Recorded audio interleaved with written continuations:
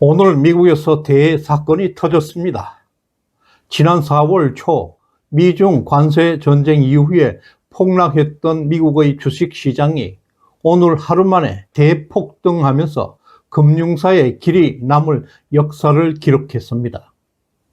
단 하루 만에 미국 주식 자산이 약 3,000조가 증가했습니다. 한국의 1년 예산의 5배가 증가했습니다. 트럼프가 오래전부터 구상해온 큰 그림 중에 하나로 보입니다. 트럼프의 스케일이 기존의 외교, 경제 프레임을 완전히 벗어나는 엄청난 수준입니다. 우리의 기대는 비교적 소박합니다. 대한민국의 탄핵 정국에서 미국이 개입해 윤석열 대통령을 다시 세워서 대한민국을 강력한 미국의 우방국으로 복귀하는 것이었습니다.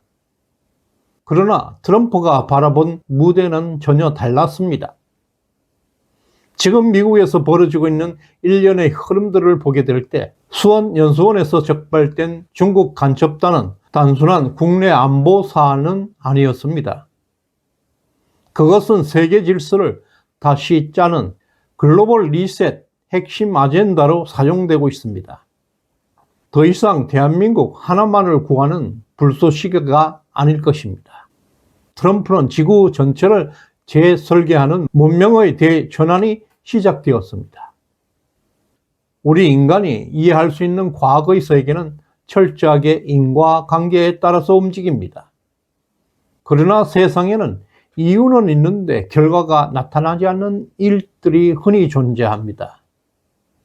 모든 결과에는 원인이 있어야 한다는 상식이 무너질 때 우리 사람들은 우연이나 초월된 힘을 떠올리게 됩니다. 그날 밤 수원연수원에서 뭔가 중요한 일이 있었음은 분명합니다. 연수원 숙소 건물에 계엄군을 가장 많이 투입했다는 그 미스테리가 아직 설명되지 않고 있습니다.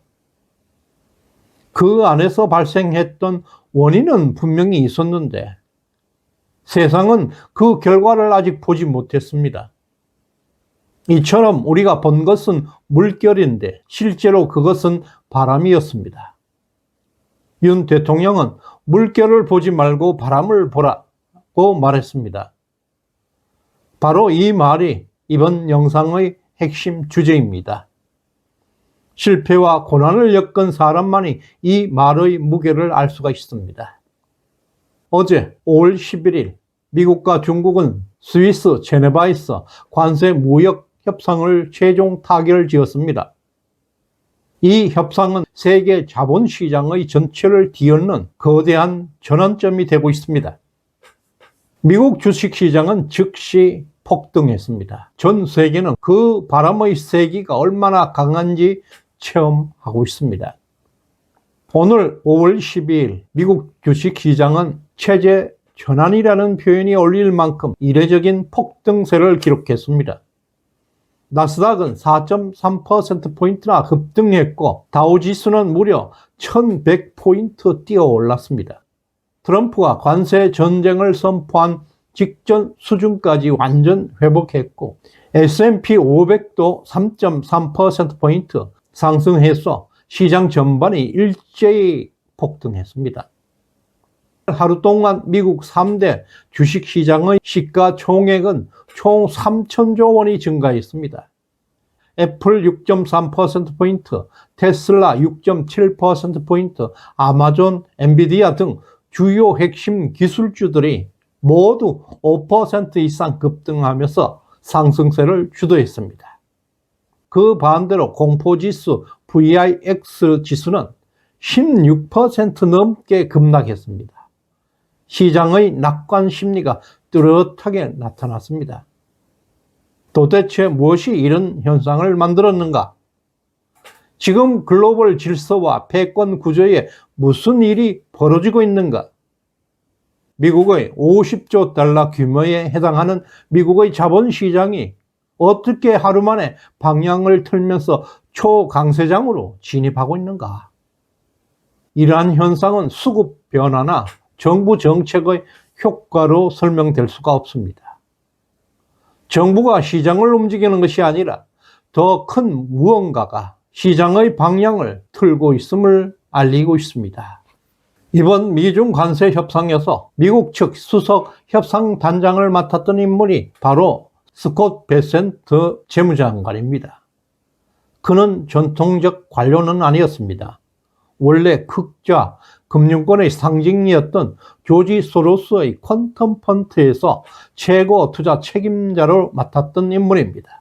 세계 최정상급 금융 전략가입니다. 1992년 검은 수요일 사태 당시에 영국의 영란은행을 공격해서 파운드화를 붕괴시킨 작전의 실질적 주도자였습니다.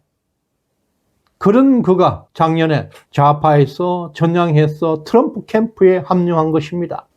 베센트와 일론 머스크, 이 두 사람이 지금의 트럼프 2기의 탄생을 만들어낸 실질적인 설계자였습니다. 트럼프는 이번 협상에서 세계 최고 금융 전략가, 바로 재무장관 베센트를 단장으로 직접 투입했고, 결과적으로 중국 자본시장의 완전 개방이라는 경천동지할 성과를 이끌어냈습니다. Fully Open, 이 문장은 사실상 시진핑 체제의 종말을 의미하는 선언이었습니다. 이 같은 합의는 결코 시진핑의 전략은 아니었을 것입니다. 왜냐하면 시진핑의 통치 철학과 정반대되는 너무나 굴욕적인 결과였기 때문입니다. 그렇기에 이번 협상이 가능했던 그 배경에 대해서 각국 정보기관과 외교가의 관심이 집중되고 있습니다. 아직 공식적으로 드러난 바는 없지만 시진핑 주석이 이토록 무리하게 물러선 그 결정적인 배경에는 트럼프가 쥐고 있는 바로 연수원 중국 간첩단 카드가 작용했을 가능성이 높다는 분석이 나오고 있습니다.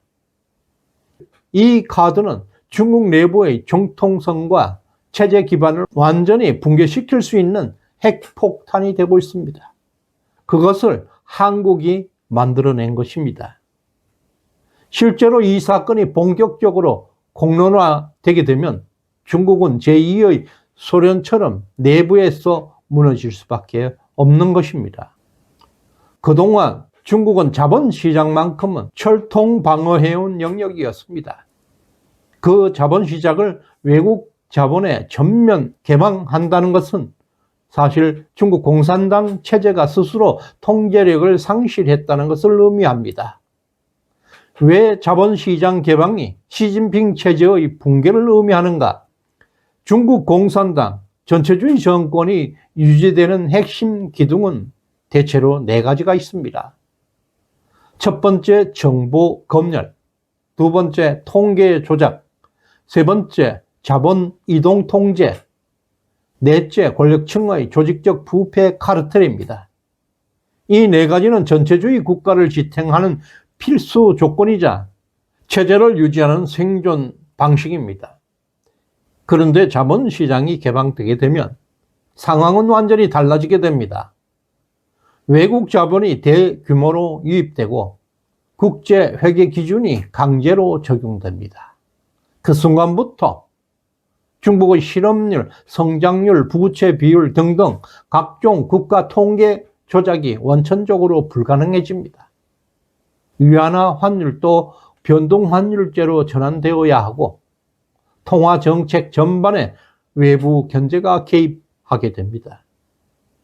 특히 위험한 것은 중국 공산당 간부들의 권력 네트워크는 더 이상 기득권이 될 수가 없습니다.